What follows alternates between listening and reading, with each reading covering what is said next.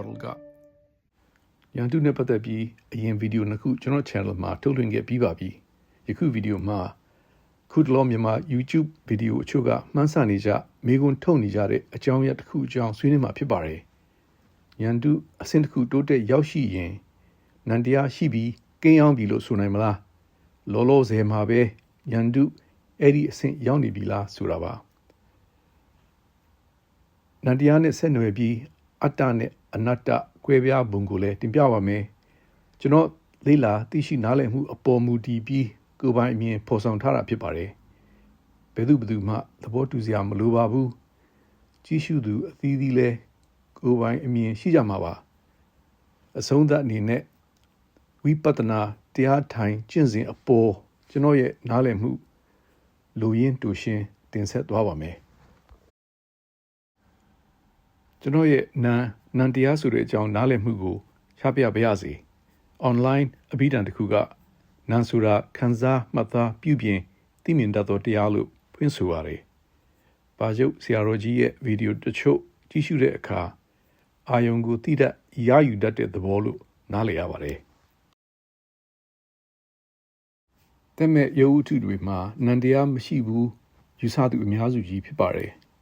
သက်ရှိလောကအတွင်းကအယိုးရှင်းဆုံးဥပမာတစ်ခုအနေနဲ့ထီကုံပင်ထီကုံရွက်ကိုကြည့်ရင်အာယုံခံစားနိုင်မှုနဲ့တနည်းတစ်ဖုံတုံ့ပြန်နိုင်မှုရှိကြောင်းကိုယ်တိုင်စူးစမ်းသိရှိနိုင်ပါတယ်။အစင်းမြင့်အသိနဲ့ဆင်ခြင်နိုင်စွမ်းနောက်ကိုယ်တိုင်လွတ်လပ်ဆုံးဖြတ်ဆောင်ရွက်နိုင်စွမ်းအထွတ်ထိပ်ဆင့်ကလူသားဟာ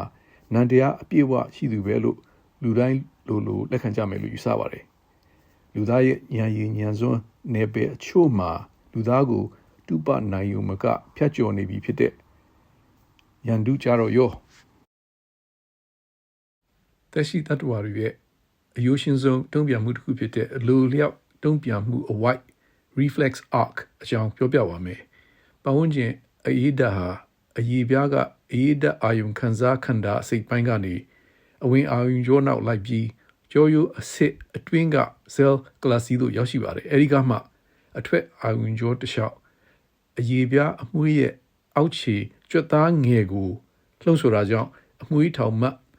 ကျသိန်းထတုံ့ပြန်မှုဖြစ်ပေါ်ပါတယ်တတ္တဝါရဲ့အုံနောက်ပါဝင်ပတ်သက်စရာမလိုပါဘူးအုံနောက်ရှိစရာတော့မလိုဘူးပေါ့ထီကုံရွက်မှာအဲ့ဒီလိုမျိုးတုံ့ပြန်မှုရှိတာဖြစ်ပါတယ်လူသားတွေရဲ့အမြင်အာရုံလက်ခံအင်္ဂါမျက်လုံးရဲ့မြင်လွှာမှအမြင်အာရုံကြောတခြားခီးသွားပြီးအုံနောက်ဆက်ခုအခောက်လွှာသို့ရောက်ရှိတယ်ဆက်ခုအခောက်လွှာနဲ့သူနဲ့ဆက်ဆက်သက်ဆိုင်ရာအုံနောက်အစိတ်ပိုင်းတို့ရဲ့ပေါင်းစည်းလုပ်ငန်းအစဉ်အရလူသားအတွက်အမြင်အာရုံမှတ်သိမှုပေါ်ပေါက်တာဖြစ်ပါတယ်လူသားတူရရှိတဲ့အမြင်အာရုံဟာအဲ့ဒီလူတူချင်းရဲ့ကိုယ်ပိုင်သိမှတ်ခံစားရတဲ့အာရုံဖြစ်ပါတယ်တရားဘယ်သူကမှသူနဲ့ထပ်တူထပ်မျှခံစားရတယ်လို့မဆိုနိုင်ပါဘူး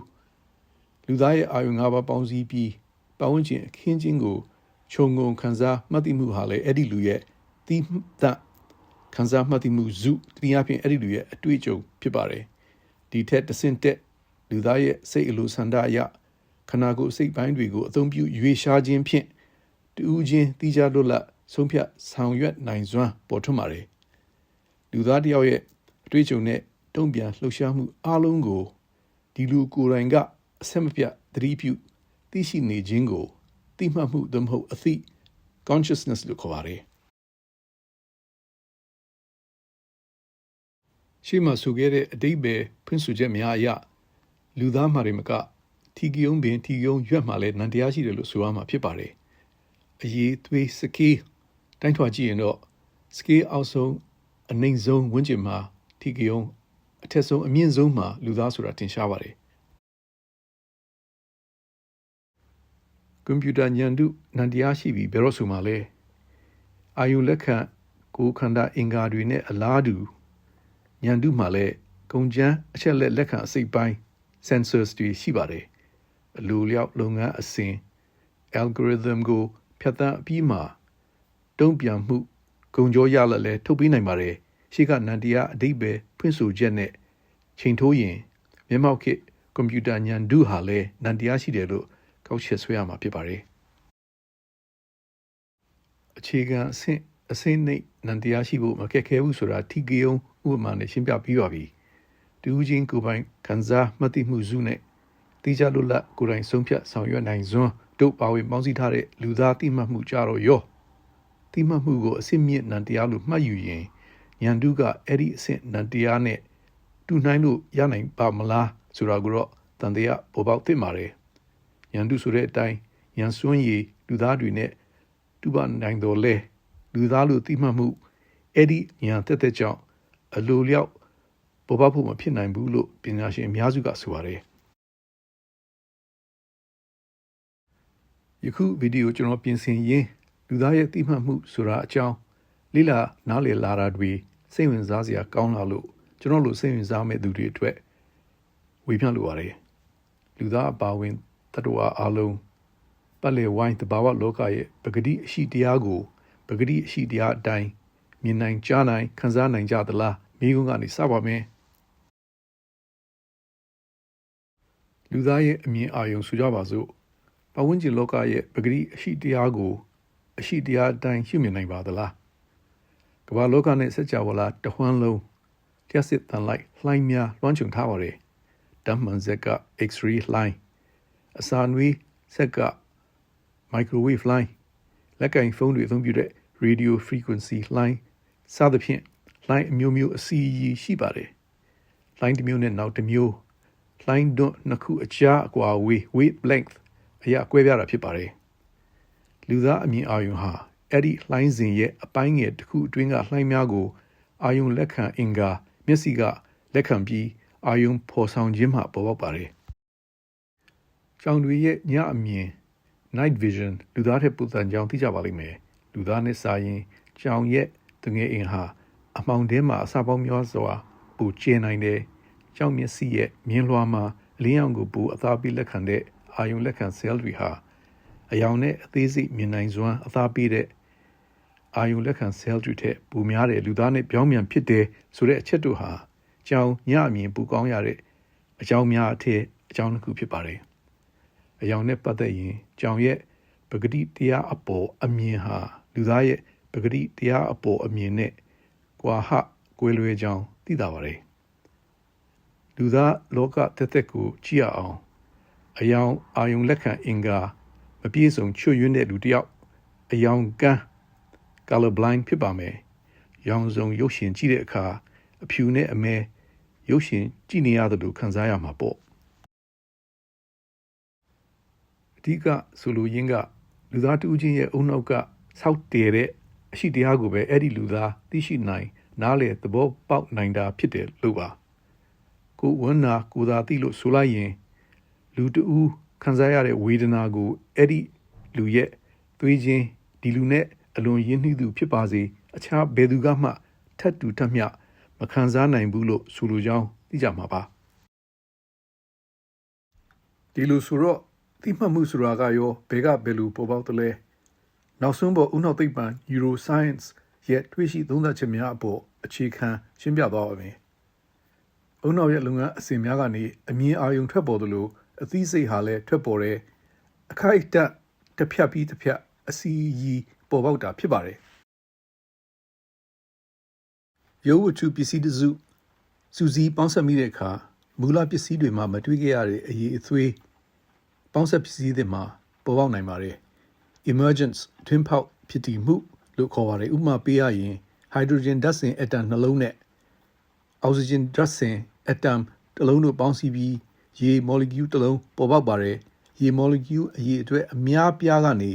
ဆိုစွတ်မှုဆိုတဲ့အရေးအသွေးထွင်းပေါက်ဖြစ်တည်တာပေါ့အုံနောက်အစိပ်ပိုင်းတွေပေါင်းစည်းပါဝင်တဲ့လုပ်ငန်းအစဉ်များမှ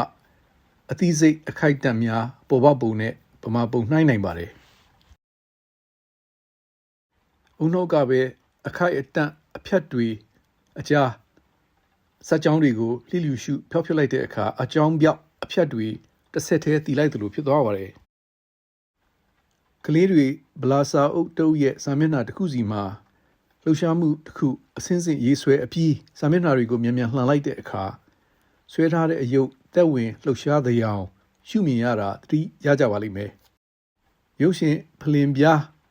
ရှည်တွေမှာရုပ်ပုံပါတဲ့ဖလင်ခွက်တွေကိုခြားထားတဲ့အမဲစီးကြောင်းများရှိပါတယ်ရုပ်ရှင်ဆက်အထက်ဖလင်လိတ်ကိုထက်လဲပတ်စေပြီး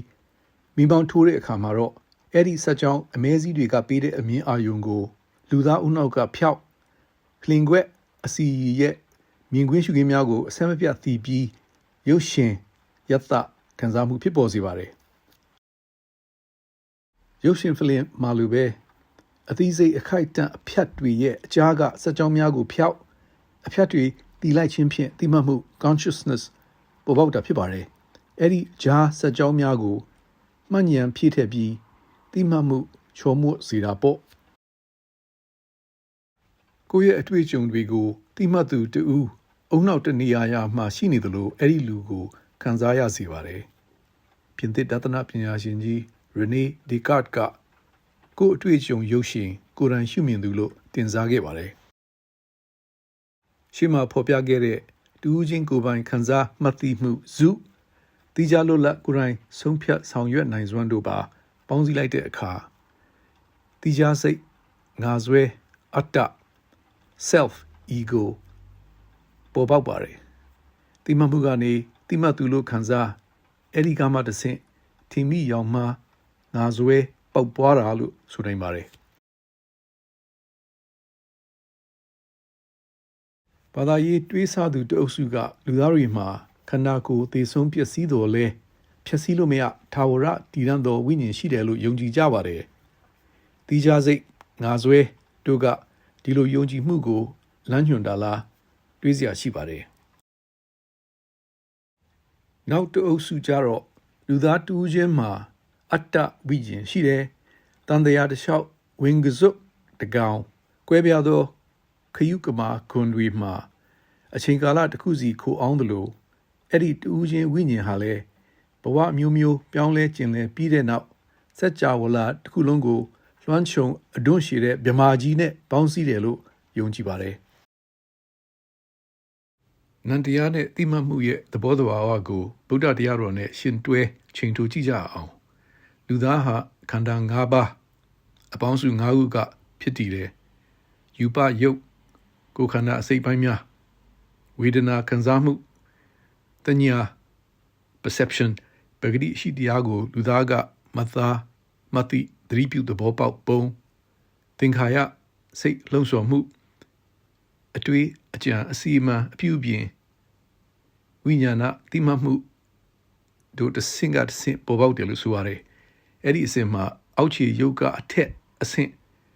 တွေမှာနန္တရားကင်းအောင်တယ်လို့ဆိုရမှာပေါ့တိမှတ်မှုကိုဗုဒ္ဓရဲ့တရားတော်အရဘယ်လိုနားလည်ရမလဲနန္တရားနဲ့သက်ဆိုင်တဲ့ခန္ဓာ၄ပါးကိုဝိပဿနာတရားထိုင်တရားရှုမှတ်တဲ့အခါစိတ်စေတသိက်အစဉ်စဉ်ပေါ်ပေါက်ပြောင်းလဲပျောက်ကွယ်ပုံဟာရေပွက်ပူပေါင်းတွေရေမျက်နှာပြင်သို့တက်ရောက်ပေါက်ထွက်ပုံနဲ့အလားတူတဲ့စိတ်ကူးစိတ်တန်းတွေအတွေးတွေရေလှိုင်းများလိုအတက်ကြဖြစ်တာတွေ့ရတယ်တစ်စက်ထဲမှာဘယ်ခန္ဓာမှမတည်တတ်ဘယ်ခန္ဓာကိုမှမထိန်ချုပ်နိုင်ကြောင်းတူညီသောအခင်းချင်းဖြစ်ပါစေပေါ်ပေါက်သောစိတ်လှုံ့ဆော်လှုပ်ရှားမှုတစ်ချိန်နဲ့နောက်တစ်ချိန်မတူကြောင်းခန္ဓာ၅ပါးစလုံးရဲ့ဘယ်ခန္ဓာမှာမှအတိအကျအတွန့်ရှည်သောငါစိတ်တည်တဲ့အတတ်မဆူနိုင်ကြောင်းသိမြင်နိုင်တယ်လို့တရားထိုင်တဲ့ရင်းသူများကဆိုကြပါတယ်အုံနောက်လုပ်ငန်းအစဉ်မှတိမစိတ်ထွင်းဖောက်ဖြစ်တည်တဲ့တိမသူဆိုတဲ့တိမိယောင်မှာငါဆွဲငါမျက်နှာစာပေါ်ပေါက်တယ်ဆိုတဲ့ယနေ့ခေတ်အုံနောက်သိပ္ပံပညာရှင်အများစုရဲ့ယူဆချက်နဲ့ဆင်တူတယ်လို့ဆိုရပါမယ်အဲ့ဒီအနတ္တဓမ္မမှာထာဝရတည်တံ့သောဝိညာဉ်အတွက်ရောဘဝဆက်ဆက်ကူးပြောင်းဖြစ်တည်နိုင်သောအတ္တဝိညာဉ်အတွက်ပါနေရာမရှိဘူးလို့ကျွန်တော်ယူဆပါတယ်အောက်ခံရုပ်ခန္ဓာချုပ်ငင်းရင်အထက်ကိုနန္တရားခန္ဓာ၄ပါးကိုလည်းစူးစီးထားရှိဖို့မဖြစ်နိုင်ဘူးအကြောင်းနဲ့အကျိုးနိယမအယနံခန္ဓာ၄ပါးရှေ့ခီးဆက်တဲ့အခါအတ္တငါဆွဲယူမသွားနိုင်ဘူးဖျောင်းတိုင်မိကုသလိုမိသစ်ဟာ မီးဟောင်းမဟုတ်ဘူးလို့ဗုဒ္ဓကဟောကြားတာလို့ကျွန်တော်နားလည်ပါတယ်အခု slide မှာကျွန်တော်နားလည်တဲ့အတ္တနဲ့အနတ္တခြားသောစီးကိုခြုံငုံပုံစံဖော်ပြသထားပါတယ်နောက်ဆုံးအနေနဲ့ဝိပဿနာကျင့်စဉ်မှာဘာကိုအဓိကထားအားထုတ်တာလဲဆိုတာကိုကျွန်တော်နားလည်သမျှတင်ပြပါမယ်နန္တရားခန္ဓာ၄ပါးကိုမိမိရဲ့လောက်ရများလို့အမှတ်တစိတ်ကမှတ်ယူရင်မှတ်ယူသူအတွက်ငါအစွဲတက်ဖြစ်သွားနိုင်ပါတယ်ငါခံစားနေတာငါမှတ်သိနေတာငါစိတ်လှုံ့ဆော်နေတာငါသိမှတ်နေတာစသဖြင့်ပေါ့အဲ့ဒီလိုဖြစ်အောင်လဲအုံနောက်ကဒီလူနဲ့သူ့ပတ်ဝန်းကျင်ဆက်နွယ်မှုပုံစံတစ်ခု default mode network အလိုလျောက်စောင့်တည်စမြဲဖြစ်တယ်လို့အုံနောက်သိပ္ပံကဆိုပါတယ်တကယ်မှယူသင့်တာကဒီခန္ဓာ၄ပါးဟာဘယ်အရာရဲ့ထိန်းချုပ်မှုအောက်မှာမရှိအကြောင်းနဲ့အကျိုးကွင်းဆက်သဘာဝအတိုင်းဖြစ်ပေါ်နေသောလုပ်ငန်းအစီအများသာဖြစ်တယ်လို့ပါခံစားခြင်းမှတ်သိခြင်းစိတ်လှုံ့ဆော်ခြင်းနဲ့သိမှတ်ခြင်းတို့ပေါ့ငါစွဲမတက်မိအောင်ရှောင်ရှားဝိပဿနာတရားရှုနိုင်ရင်တိကျလွတ်လပ်အတ္တမရှိဘူးဆိုတာသဘောပေါက်မှာဖြစ်ပါတယ်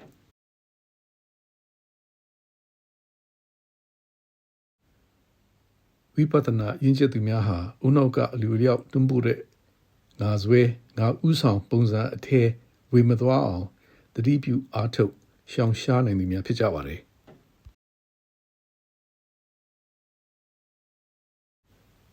ကျေးဇူးတင်ပါတယ်